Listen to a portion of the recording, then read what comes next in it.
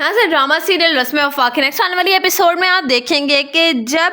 उसामा चक्कर में रहेगा उस आदमी का पता लगवाने के कि आखिर वो आदमी कौन है और किस तरीके से उसने धोखा दिया है उसकी फूफो को और इरम को, और राशिद अंकल का नाम लगाकर आखिर वो ये सारी बातें क्यों कर रहा है। उधर आप देखेंगे कि नूर की तबीयत बहुत ही ज़्यादा ख़राब हो जाएगी और जब बार बार उसामा की माँ उसामा को फ़ोन करेगी और उसामा फ़ोन नहीं उठाएगा तो उसामा की माँ को मजबूरन नूर को अकेले ही हॉस्पिटल लेकर जाना पड़ेगा। और जब पता लगेगा कि नूर का मिसकैरेज हो गया है और जैसे ही उसामा वहाँ पर आएगा तो उसामा की माँ उसामा के मुंह पे एक जोरदार थप्पड़ मारेगी और कहेगी कि जब से मैं तुम्हें फ़ोन कर रही हूँ लेकिन तुम्हारा कुछ अता पता ही नहीं है, तुम अपनी ज़िंदगी में कब सीरियस हो गए आखिर उसामा, तुम जानते हो कि तुम्हारी वजह से आज तुमने अपनी औलाद तक को खो दिया है। इस पर उसामा कहेगा ये आप क्या कह रही हैं। उधर कहेगा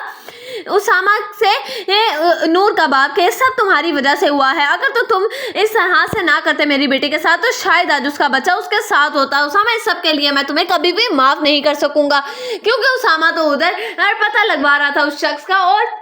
शादी भी कर चुका था वो इरम के साथ। इस पर कहेगा उसामा कि मुझे नहीं पता था। इस पर कहेगी ये उसामा की माँ के, इसीलिए मैं तुम्हें कहा था कि नूर का ख्याल रखो और हमने तुम्हें कितनी फ़ोन कॉल्स की, नूर ने कितनी फ़ोन कॉल की, लेकिन तुमने एक भी कॉल का जवाब नहीं दिया, इतने तुम लागिर हो सकते हो, मैंने कभी ये बात सोची भी नहीं थी। उधर आप देखेंगे कि कहेगी जब उसामा से समीना कि मुझे लगता है कि शायद राबिया बिल्कुल ठीक ही कहती थी कि तुम फवाद की मौत के भी जिम्मेदार हो, राशिद भाई की भी, और आज तुमने अपने बच्चे की भी जान ले ली, तो उसामा से सब बिल्कुल भी बर्दाश्त नहीं होगा और वो वहां से चला जाएगा